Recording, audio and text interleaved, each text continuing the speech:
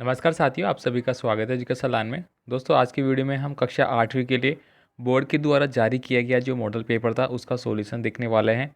तो आपको इसको अच्छे से समझ लेना है। 100% इसी पेपर पैटर्न पे आपका एग्ज़ाम है वो आने वाला है और इसी प्रकार के प्रश्न आपको एग्ज़ाम में पूछे जाएंगे। ये तो आपको बताइए कि टोटल मार्क्स आपके 80 नंबर के रहेंगे। समय आपका 2.5 घंटा रखा गया है और वस्तुनिष्ठ प्रश्नों में 1 से लेकर 8 तक के जो प्रश्न है वो आपके ऑब्जेक्टिव रहेंगे, जिनको आपको ए बी सी के फॉर्म में आंसर देना होगा। तो चलिए अपन यहाँ पे सारा पेपर है वो विद सॉल्यूशन देखने वाले हैं, तो पूरा देख लेते हैं।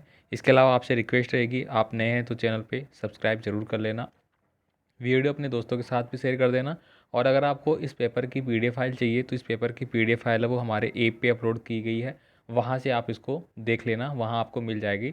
और साथ ही साथ वहाँ पे आपको विज्ञान के काफ़ी सारे जो टेस्ट है वो मिल जाएंगे, जिससे कि आप अपनी परीक्षाओं की तैयारी अच्छे से कर सकते हैं। तो चलिए अपन यहाँ पे स्टार्ट करते हैं। पहला प्रश्न आपको यहाँ पे पूछा गया था, ईंधन के अपूर्ण दहन से होने वाली विषैली गैस है वो कौन सी बनती है। तो यहाँ पे ऑप्शन नंबर डी आपका सही आंसर होता है, कार्बन मोनोऑक्साइड। अगर अपन किसी भी ईंधन को सही से नहीं जलाते हैं, वो सही से नहीं जल पाता है पूरा, तो उसमें कार्बन मोनोऑक्साइड गैस है वो निकलती है। यहाँ पे हिंदी और इंग्लिश दोनों मीडियम में पेपर अवेलेबल है, तो इंग्लिश वाले भी देख सकते हैं यहाँ पे। इसके बाद देखिए यहाँ पे घरों में कौन सा द्रव ईंधन काम में आता है। तो घरों में दोस्तों एलपीजी ईंधन काम में आता है, तो यहाँ पे ऑप्शन नंबर ए है वो आपको टिक करना है। नेक्स्ट देखिए यहाँ पे अगला जो है, आप वनोन्मूलन को रोकने के लिए क्या सुझाव देंगे। तो यहाँ पे देखिए कागज़ का पुनर्चक्रण करेंगे, कागज़ का पुनर्चक्रण के साथ उपयोग करेंगे, कागज़ की बचत करेंगे, तो यहाँ पे ऑप्शन नंबर डी है वो सही आंसर हो जाएगा। हमें वनोन्मूलन का मतलब हो गया कि वन जो है उनकी कटाई या फिर उनका जो नष्ट हो रहे हैं, तो उनको रोकने के लिए हमें जो कागज़ बनाते हैं ऑलरेडी, तो उन्हीं को बार बार रिसाइकिल करना होगा। आगे देखिए यहाँ पे आवर्ती का जो मात्रक है वो क्या होता है। तो आवर्ती का मात्रक है वो हर्ट्ज होता है, ठीक है। तो यहाँ पे ऑप्शन नंबर सी आपको सही करना है।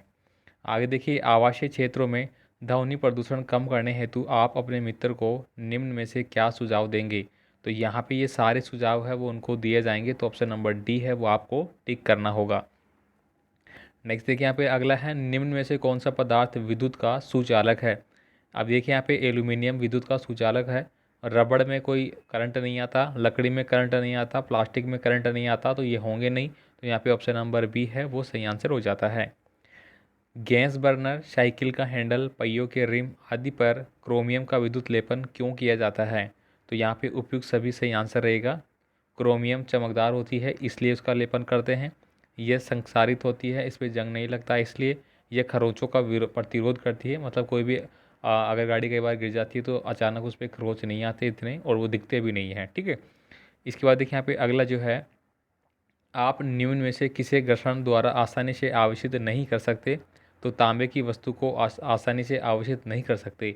प्लास्टिक का स्केल है वो कर सकते हैं, फूला हुआ गुब्बारा कर सकते हैं, ऊनी स्वेटर को कर सकते हैं। नेक्स्ट देखिए यहाँ पे आपके है अति लघुतात्मक प्रश्न 9 से लेकर 12 के। ये प्रत्येक आपके 2 नंबर के रहेंगे, तो इनको आपको 2 नंबर के हिसाब से पढ़ना है।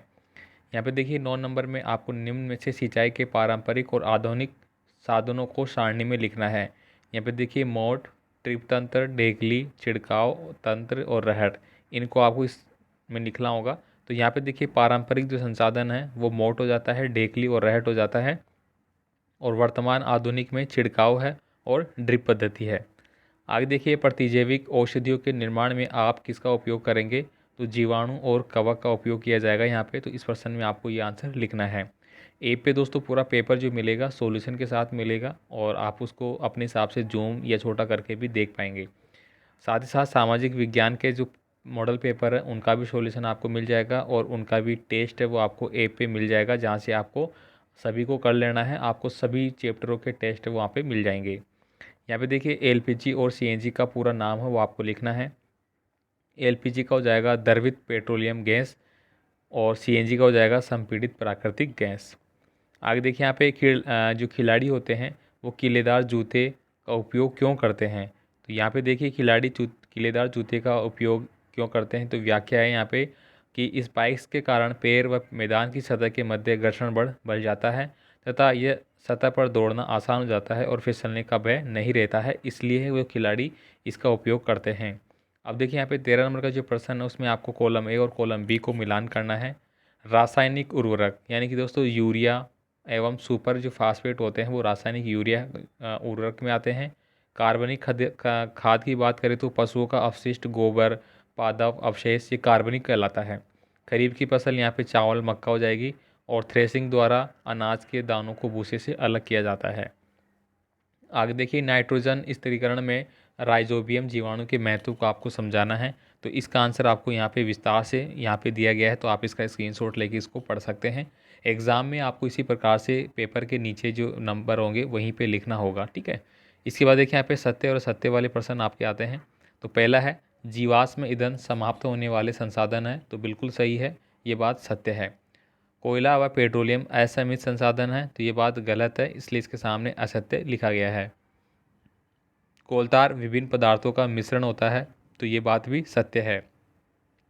फेराफिन मोम का उपयोग रैम, मोमबत्ती, वैक्सीन आदि बनाने में किया जाता है, तो ये बात भी सत्य होती है। आगे देखिए, दहन और ज्वाला में कोई दो अंतर आपको लिखना होगा, जो कि आपको जैसे दहन है और यहाँ ज्वाला। दहन क्या होता है कि आंशिक रूप से नहीं होता, पूर्ण रूप से होता है, जबकि जो ज्वाला है वो उसके बाहरी क्षेत्र को इंडिकेट करती है। और दहन जो है वो आंशिक या पूर्ण तो हो सकता है, लेकिन ज्वाला जो है वो पूर्ण रूप से होती है। अब देखिए यहाँ पे निम्न का आपको आशय स्पष्ट करना है। देखिए, रेड डाटा पुस्तक और जैव विविधता। अब देखिए यहाँ पे इसका आंसर लिखा गया है, रेड डाटा पुस्तक 2022 की बोर्ड परीक्षा में भी आया हुआ है। ये वह पुस्तक जिसमें सभी संकटापन स्पीसीज का रिकॉर्ड रखा जाता है, रेड डाटा पुस्तक कहलाती है। तो ऐसे ही आपको एग्जाम में लिखना है। अगला जो था, जैव विविधता किसे कहते हैं? तो पृथ्वी पर पाए जाने वाले विभिन्न जीवों की प्रजातियां, उनके पारस्परिक संबंध एवं पर्यावरण से उनका संबंध जैव विविधता कहलाता है। तो ये से लिखना है आपको। इसके बाद देखिए यहाँ पे रिक्त स्थान वाले प्रश्न आपके आते हैं, यहाँ पे आपको ऊपर दे दिए जाएंगे, इन्हीं में से छांट के नीचे लिखना होगा। अमीबा द्वारा जनन होता है, तो अमीबा द्वारा द्विखंडन जनन होता है, तो पहले में आपको द्विखंडन यहाँ पे बढ़ना है, आगे यहाँ पे मेंशन कर दिया गया है। अंडाणु एवं शुक्राणु का जो संलयन है वो निषेचन कहलाता है। मनुष्य, गाय एवं कुत्ते आदि जंतु जो शिशु को जन्म देते हैं उन्हें जरायुज कहते हैं, तो ये वाला यहाँ पे भरा है। मुकलन द्वारा जनन है वो हाइड्रा में होता है, तो यहाँ पे हमने हाइड्रा लिख लिया है, ठीक है। आगे देखिए यहाँ पे दाब और बल में संबंध को सूत्र द्वारा लिखना है। तो यहाँ पे देखिए ये परिभाषा सहित दिया गया है, किसी पृष्ठ के प्रति एकांक क्षेत्रफल पर लगने वाले बल को दाब कहते हैं। साथ ही साथ इसका जो सूत्र है वो बता दिया गया है, दाब P बराबर बल F बटा क्षेत्र जिस पर लग रहा है बल उसको A बोलेंगे। तो यहाँ पे अपन इसको इस प्रकार से भी लिख सकते हैं, ये हो गया हमारा, ये सॉरी ये तो हो गया F और ये हो गया A, ठीक है। एकांक क्षेत्रफल लगने वाला जो दाब होता है उसी को अपन क्या बोलते हैं? बल बोलते हैं, दाब बोलते हैं। उदाहरण देकर समझाइए कि घर्षण शत्रु तथा मित्र दोनों होते हैं, तो इनका आंसर आपको यहाँ पे मिल जाता है। आप इसका स्क्रीनशॉट लेके भी याद कर सकते हैं या ऐप पे ज़रूर जाके देख सकते हैं, ठीक है। यहाँ पे देखिए, सुचालक पदार्थ क्या होता है, विद्युत का रासायनिक प्रभाव क्या होता है। तो यहाँ पे देखिए, विद्युत का रासायनिक प्रभाव आपको यहाँ पे मिल जाता है कि किसी चालक विलयन में विद्युत धारा प्रभावित करने पर वह अपने अवयवों में वियोजित हो जाता है। इस प्रभाव को विद्युत धारा का रासायनिक प्रभाव कहते हैं।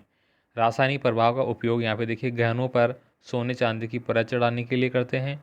लोहे को जंग से बचाने के लिए लोहे पर जिंक की परत चढ़ाते हैं, उसको लिए करते हैं।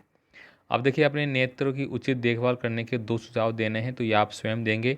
आप अपने नेत्रों की सुरक्षा किस प्रकार कर सकते हैं? यहाँ पे देखिए, सड़क सुरक्षा से संबंधित दो नियम आपको लिखना है। बाह्य निषेचन व आंतरिक निषेचन में कोई दो अंतर बताना है। मानव कर्ण का नामांकित चित्र आपको बनाना है। तो यहाँ पे देखिए, बाह्य निषेचन के रिगार्डिंग ये आपको आंसर मिल जाता है, और इसके साथ साथ यहाँ पे अंत निषेचन है उसका भी आंसर मिल जाता है। तो ये आप पढ़ लेना, इसी प्रकार एग्जाम में लिखना होगा। इसके अलावा देखिए, ये मानव कर्ण, मानव जो कान है उसका नामांकित चित्र यहाँ पे दिया गया है। तो ये भी आपका बोर्ड जो परीक्षा 2022 थी उसमें परीक्षा में आया हुआ प्रश्न है। तो ऐसे प्रश्नों को आप ज़रूर पढ़ें जो पिछली परीक्षाओं में पूछे गए थे, क्योंकि उनमें से सबसे ज़्यादा प्रश्न आपके आते हैं। यहाँ पे देखिए, अगला है संतुलित आहार से आप क्या समझते हैं? बल किसी वस्तु की आकृति में परिवर्तन कर सकता है या अथवा में ये दो दिए गए, उनका आंसर आपको देना होगा, ठीक है। तो यहाँ पे देना है आपको टिक करके। अब देखिए, 25 नंबर का प्रश्न है, तड़ित चालक का चित्र बनाना है, परावर्तन नियम का बनाना है, और ये आपको बताने होंगे एक दूसरे का आंसर। तो इनका भी आपको करना है। ये एक दो क्वेश्चन जो बड़े वाले हैं वो स्किप कर दिए गए हैं, उनका आंसर नहीं लिखा, तो उसके लिए क्षमा प्रार्थी हूँ। तो इसको लिए आप इसको पूरा अच्छे से देख लेना भाई, क्योंकि बोर्ड के द्वारा जो जारी किए जाते हैं पेपर, उनमें से ही आपके क्वेश्चन है वो बनते हैं, और आपकी A+ ग्रेड अच्छे से बन जाएगी। बाकी आपका कोई कमेंट है तो कमेंट कर देना। मिलते हैं अगले पेपर के साथ। धन्यवाद।